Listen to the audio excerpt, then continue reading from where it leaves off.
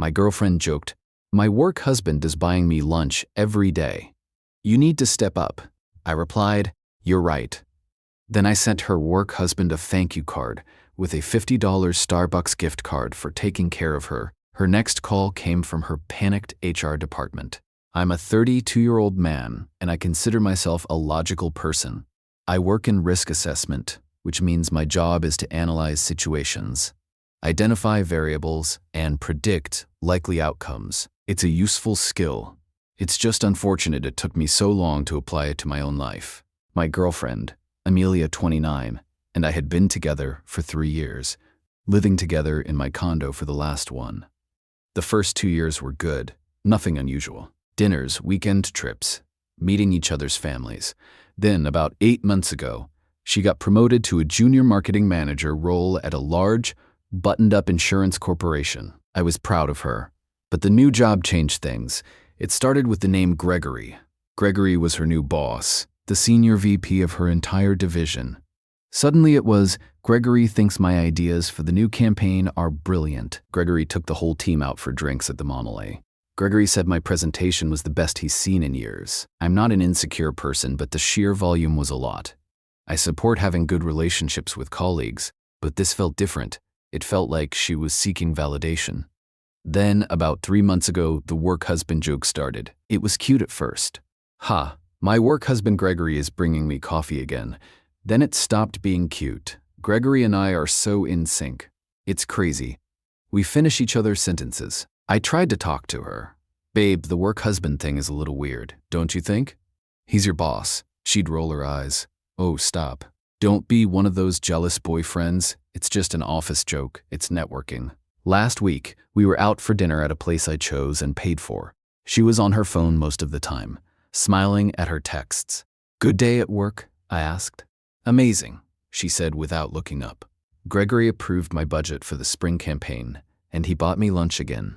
That's like the 3rd time this week. He's the best. She finally put her phone down, looked at me, and smirked. "Honestly, my work husband is buying me lunch every day. You need to step up." She laughed like it was the funniest thing in the world. I just stared at her. All the small red flags, the dismissive comments, the late-night team texts, they all clicked into place. My job is risk assessment. And the risk I was assessing now was that my girlfriend was, at best, emotionally cheating on me with her married, 40-something boss. At worst, I was the oblivious idiot funding her life while she auditioned for a new one. And she wasn't just doing it, she was mocking me for it. "You need to step up." A strange calm settled over me. The hurt was still there, just buried beneath a thick layer of clarity. I smiled back, small and tight. "You're right," I said. "That's very generous of him. I should thank him." Amelia's smirk faltered for just a second. "What? Don't be weird." "No, I'm serious. It's nice to know someone is taking care of you at the office. I'll step up." The rest of dinner was quiet. She went back to her phone, probably texting Gregory. I finished my meal and made a plan. The next morning, I did my research. It took 10 minutes. I got Gregory's full name from her LinkedIn. A quick search led me to his wife's very public Facebook page, pictures of their 2 kids on a boat. Lovely. Then I found what I was really looking for. Amelia's company is a publicly traded insurance giant. Their corporate governance policies are posted online. I found the 80-page Code of Conduct and Ethics PDF and went straight to the section on personal relationships in the workplace. It was ironclad. Any romantic or personal relationship between a manager and a direct subordinate was a critical conflict of interest and strictly prohibited. It specified that even the appearance of such a relationship could trigger an immediate investigation and disciplinary action, up to and including termination. It also clearly stated that managers giving or receiving excessive personal gifts or benefits to subordinates was a fireable offense. They had built the trap themselves. I went online and ordered a $50 Starbucks gift card, along with a plain, professional thank you card. I paid extra for next-day delivery. When it arrived, I wrote in it with my neatest, most earnest handwriting, "Dear Gregory, I'm writing to send a small, sincere thank you for all the support you've been giving my girlfriend Amelia Vance. She mentions you all the time, especially how you've been kind enough to buy her lunch almost every day of the week. In this busy world, it's wonderful to know she has such a supportive and generous manager looking out for her. Thanks for taking such good care of her. All the best, Liam Forrester. Emmys. I placed the gift card inside, addressed it to Mr. Gregory Stilton, Senior VP of Marketing, at his corporate office address, and mailed it on Tuesday. The rest of the week was normal. I stayed polite but distant. Amelia didn't notice. She was too busy on her phone, working. Friday, 2:30 p.m. I was in the middle of analyzing a spreadsheet when my phone buzzed on my desk. Missed call, Amelia. It buzzed again. A text. Call me right now. What did you do? Liam, I am not kidding. What did you do? Gregory is in a meeting with HR. They called me in. They have your card. Call me now? I silenced my phone and placed it face down on my desk. I replied, in a deep dive meeting. Can't talk. What's up? I finished my workday. I drove home slowly, listening to a podcast about economic history. I felt nothing, just a quiet calm. When I got to my condo, Amelia's luxury sedan, the one I had stupidly co-signed the lease for, was parked crooked in her spot. I walked in. She was standing in the living room in full corporate armor, but her face was pale and blotchy. She'd been crying. Liam, she shrieked the moment she saw me. What did you do? Hi, babe. Rough day, I said, taking off my jacket. Don't rough day me. I was called into an emergency meeting with HR. Our head of HR, Gregory, and 2 lawyers on a video call. Oh, no. Why? They had a card, Liam. A thank you card from you with a gift card in it. Why would you do that? Why would you send that? I feigned confusion. I did what I said. I thanked him. You said he buys you lunch every day. I was just being polite, showing my appreciation, stepping up like you said. You idiot, she screamed, her composure finally breaking. You don't do that. You don't send evidence. You don't write it down. He's my manager. It's against policy. They think, she faltered. They think there's something going on between us. I just looked at her, not raising my voice. Is there, Amelia? She froze. The blood drained from her face. She finally understood. This wasn't a blender. It was a mirror. What? What are you talking about? Is there something going on? Because you've been networking with him for months. You've been letting him buy you things. You've been flaunting your work husband in my face and mocking me for not measuring up. You seem pretty proud of it. I just agreed with you. I sent a polite, professional thank you note, boyfriend to manager, thanking him for his generosity. What's the problem? Unless, of course, that generosity is something you both should have been hiding. You, she sputtered, you did this on purpose. You're trying to ruin my career. No, Amelia, you did this. You and Gregory. You're the ones who violated company policy. You and the ones who disrespected our relationship. I just turned the light on. I'm just a guy who sent a thank you card. What happens next is a direct consequence of your actions. She stared at me, her mind racing, trying to find a way to spin it. Liam, please. Her voice shifted, turning into a plea. You have to fix this. You have to call them. Call HR and tell them you're just a clueless, overeager boyfriend. Tell them you misunderstood. Please, Liam, they've suspended me. I'm suspended. Pending investigation. Suspended. I raised an eyebrow. Wow, they're taking a $50 Starbucks card really seriously. Must be a very strict policy. Liam, please. No, I said. My voice was quiet but final. I will not lie to a corporation's legal department for you. This investigation is between you, Gregory, and your HR department. I walked to the hall closet, pulled out her spare suitcase, and tossed it onto the sofa. And since you're suspended, you'll have plenty of time to pack. I want you out tonight. What? You can't kick me out, Liam. I have nowhere to go, my car. You can go stay with your work husband, I said. Oh wait, he's probably busy explaining this to his actual wife right now. I guess you'll have to call your friend Zara. She broke into a full, screeching, sobbing meltdown. She called me every name she could think of. A monster, a sociopath, a saboteur. I just stood there. I'm going to get a burger, I said. You have 1 hour to pack your immediate essentials. You can arrange a time to collect the rest of your things later. If you're not gone when I get back, I'm calling the police to have you escorted from my property. I walked out, got into my car, and left her screaming in the middle of my living room. I didn't look back. Update 1. 1 week later. It's been a long week. Thanks for all the comments and DMs. It's validating to know I'm not the crazy one here. As expected, Amelia went to stay with her friend Zara. I came home an hour after I left, and she was gone, along with a suitcase and most of her expensive toiletries. She'd left a nasty note on the counter, which I threw away. First thing Saturday morning, I called a locksmith and had the locks changed on my condo. I've been documenting everything, screenshots of her texts, a copy of the code of conduct. I found the receipt for the card. I sent it all to my friend Ben, who's a contract lawyer. He said, "This is beautiful, man. Plausible deniability all the way. She's toast." The peace and quiet lasted about 48 hours. Then the first wave of entitlement hit. Entitlement, Act 1, the phone call from Daddy. Monday night, I got a call from an unknown number. I answered. "Is this Liam?" A deep, gravelly, I own a yacht kind of voice. "This is Arthur Vance, Amelia's father. Son, I think you and I need to have a chat. You've made a terrible, terrible mistake. You've put my daughter's career in jeopardy over some petty childish jealousy." "Mr. Vance," I said, keeping my voice level. "I sent a thank you card, that's all." "Don't play coy with me," he barked. "Amelia told me everything. You're a neurotic, controlling boyfriend, and you're gonna fix this. You are going to call her head of HR.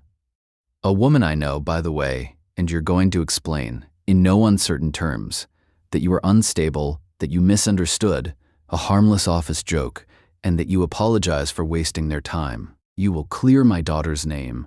My blood ran cold. The sheer audacity. He wanted me to lie and destroy my own reputation to save his daughter. "Mr. Vance, with all due respect, no, I will not be doing that. I won't lie to a corporation's HR department to cover for your daughter's behavior. If a simple thank you card can detonate her entire career, then the problem isn't the card. The problem is what she was doing to deserve it. I'm sorry for her situation, but I will not be perjuring myself for her. Goodbye." I hung up before he could respond. He called back twice. I didn't answer. Entitlement, Act 2, the enabler. The next day, the texts from Zara started, a full wall of them. "Liam, you are an actual monster. Amelia is destroyed. She hasn't stopped crying. She's on the verge of a breakdown. She could lose everything, all because your fragile little ego couldn't handle her being successful. She's a star and you're a nobody, and you couldn't stand it. And now she's going to lose her car. Her payment is due in 3 days, and she can't afford it because you got her suspended. She's going to be homeless and carless. I hope you're happy." I read that last text, and my stomach dropped. Her car, the silver luxury sedan, the one I co-signed the lease for. When we got it a year ago, her credit was shot, but she needed it for her image. I was stupid and in love, so I co-sig. Ned, I'm the primary on the lease. If she misses a payment, it hits my credit hard. She'd been making the payments from her account. And I knew I'd been transferring her an extra $300 a month for utilities that was probably just covering the difference. I called Ben immediately. "Ben, I'm an idiot. I co-signed the lease." He sighed. "Okay, that's not good, Liam, but it's manageable. You're on the hook for the money, but we can't let her keep possession of an asset you're financially responsible for, especially when she's unemployed and hostile." This wasn't even about revenge. This was financial self-preservation. I called the leasing company and explained the situation calmly. I am the primary leaseholder. The co-signer, who has possession of the vehicle, has just been suspended from her job, has vacated my residence, and has informed me she cannot make the upcoming payment. I am no longer comfortable with her having the vehicle, as she is a high risk for default and damage. The finance guy was surprisingly helpful. He said that since I'm the primary and the payment is at risk, I had a few options. We arranged a voluntary repossession. Except, I was the one volunteering her car. They agreed to send a tow truck to Zara's apartment complex. I gave them the address. Less than an hour later, my phone exploded. It was Amelia. I let it ring. Then came the texts. "Tow truck is here." and they're taking my car. Liam, you cannot do this. You are stealing my car. I am calling the cops. Pick up your phone. You cowardly bastard. I need that car. How am I supposed to live? How will I get to interviews? I waited a moment, then replied, That sounds like a you problem, Amelia. You joked that I needed to step up. I'm stepping up to protect my own finances. You wanted a work husband to take care of you. Ask him for a ride. I blocked her number, and Zara's, and Mr. Van. Sees, I do feel a little sick. This is messy, and it's going to hurt my credit. I know it. But it's better than paying for a car for a woman who hates me or having her drive it into a pole. These are just consequences. The hits keep coming, but I'm still standing. First, the work situation.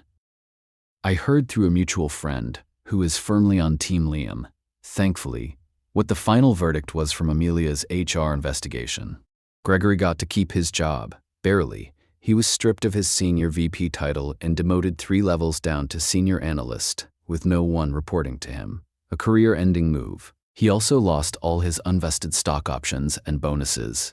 He was transferred to the Risk and Compliance Department, which I'm sure is basically corporate purgatory. His wife found out, and from what I hear, she's filed for divorce and is taking him for everything. The boat is up for sale. Amelia, terminated, fired for cause, gross misconduct, and violation of the company's code of conduct. They apparently had IT records of their non-work-related chats, and my card was just the final piece of physical evidence they needed. So she's officially unemployed. You'd think that would be the end of it. Oh no, the entitlement just metastasized. Entitlement Act 3. The legal threat. Last Tuesday, I received a very official-looking letter via courier. It was from Vance Rothman and Klein, Mr. Vance's law firm. A cease and desist, along with a demand for compensation. My hands were actually shaking a little. This felt serious. The letter, drafted by one of his partners, accused me of malicious and tortious interference with a business relationship. It claimed my unwarranted and harassing communication. The one card was a calculated act of sabotage designed to inflict emotional and financial distress. It demanded 2 things. First, that I immediately cease and desist all contact with Amelia, her family, and her former employer, which I already had. Second, that I pay Amelia $50,000 in damages related to her termination, loss of income, emotional distress, and reputational harm. $50,000. I read it twice. They were billing me for getting her fired. I immediately scanned it and sent it to Ben. He called me back laughing. Oh, this is rich. This is bully tactics 101. Liam, they're trying to scare you. Tortious interference is incredibly hard to prove. They'd have to show you knew your actions would get her fired and that you did it solely for that reason. You have a perfect defense. You were just a naive, supportive boyfriend, sending a polite thank you to her generous boss. Your note is proof of your innocent intent. Ben drafted a response on his firm's letterhead. It was a thing of beauty.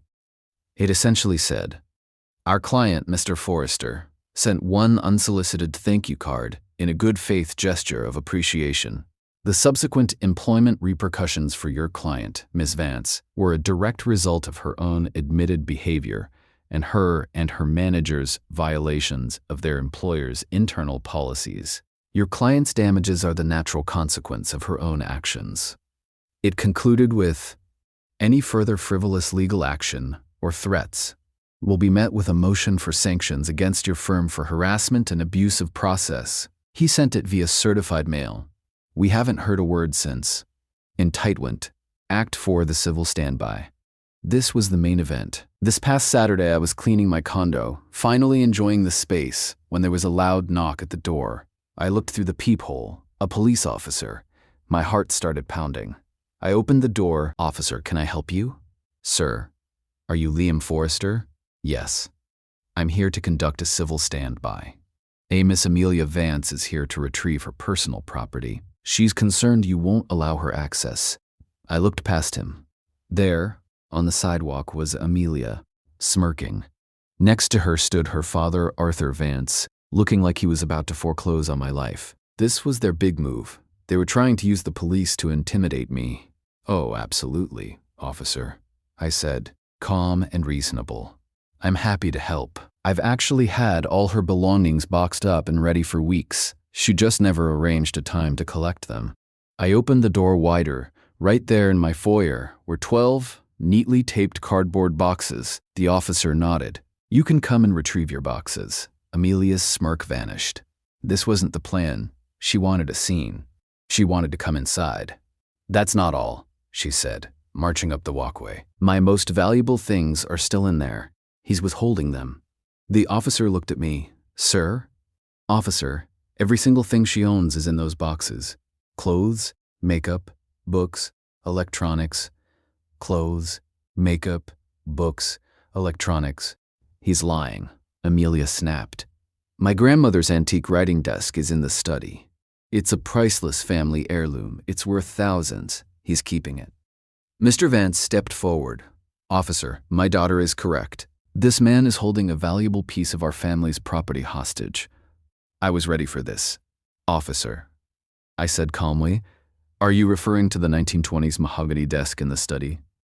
"Yes," Amelia shouted. "My desk. The one I bought at the Main Street Antique Mall in August 2023. You bought it for me," she stammered. "I bought it for the condo with my credit card." I pulled out my phone, opened my email, and searched antique desk receipt. "Here you go, officer." I handed him the phone. "There's the credit card receipt. $2,200 from the antique mall on my Amex. My name, my card. Not an heirloom. Not hers."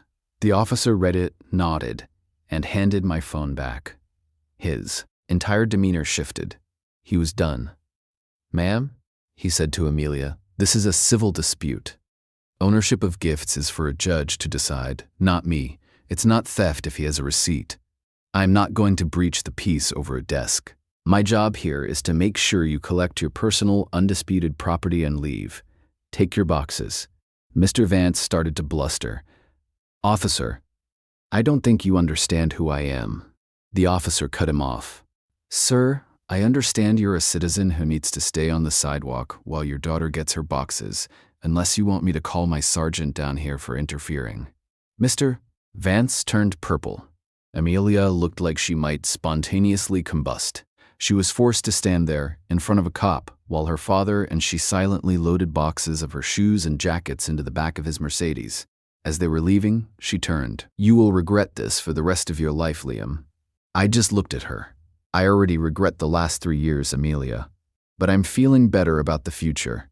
I nodded to the cop. "Thanks for your time, officer. Appreciate you keeping things orderly." He tipped his cap. "Have a good day, sir."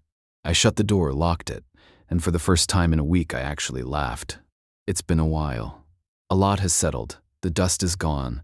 The drama is over. I wanted to write a final update for everyone who followed this mess. The legal threats from Mr. Vance and his firm evaporated completely after Ben's letter. They knew they had nothing and that I wasn't going to be an easy target. The $50,000 demand was just a puff of hot, expensive air. The car, this is the one part that sucks for me, and I want to be honest about it. The voluntary repossession was the right move, but it still hit my credit. As the primary signer, the default was mine. It dropped my score by about 90 points. I'm in a credit repair battle now, disputing it, providing documentation that I wasn't in possession of the vehicle, and that the cosigner defaulted. Ben says it's a long, annoying fight, but one I'll eventually win. It's a realistic consequence. I co-signed. I paid a price. It was the cost of extraction. And frankly, it was worth it. It's just money. Just a number. What about them? I've heard bits and pieces from the one mutual friend I still grab a beer with. His divorce was finalized. His wife took him to the cleaners. He sold the boat and the house.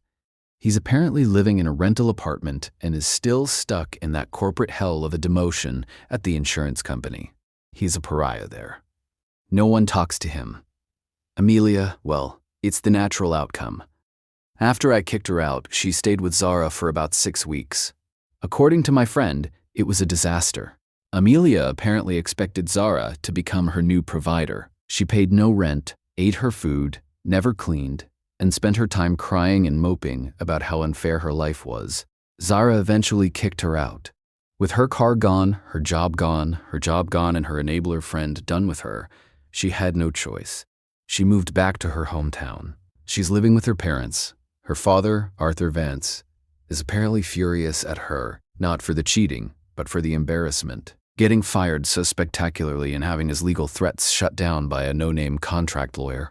Ben loves that part was a huge blow to his ego. Amelia is no longer the successful marketing executive. She's working an entry-level admin job at a local insurance office in her small town. The luxury life is gone. As for me, I'm good. I really am. The credit issue is a headache, but it's a solvable one. My condo feels like my space again. I sold that stupid desk, by the way. Got $1,800 for it, which I used to pay Ben for his time and to take a long weekend vacation.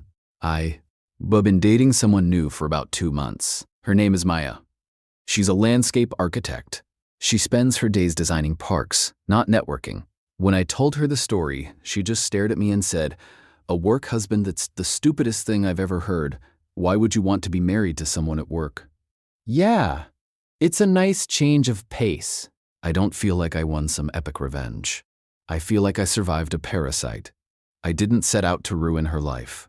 I set out to show her I wasn't a fool. I sent one simple, polite thank you card. She and Gregory had built a house of cards on a foundation of lies and arrogance. All I did was send a $50 gift card, and the whole thing came crashing down. They didn't face my revenge. They faced consequences. And I'm finally at peace.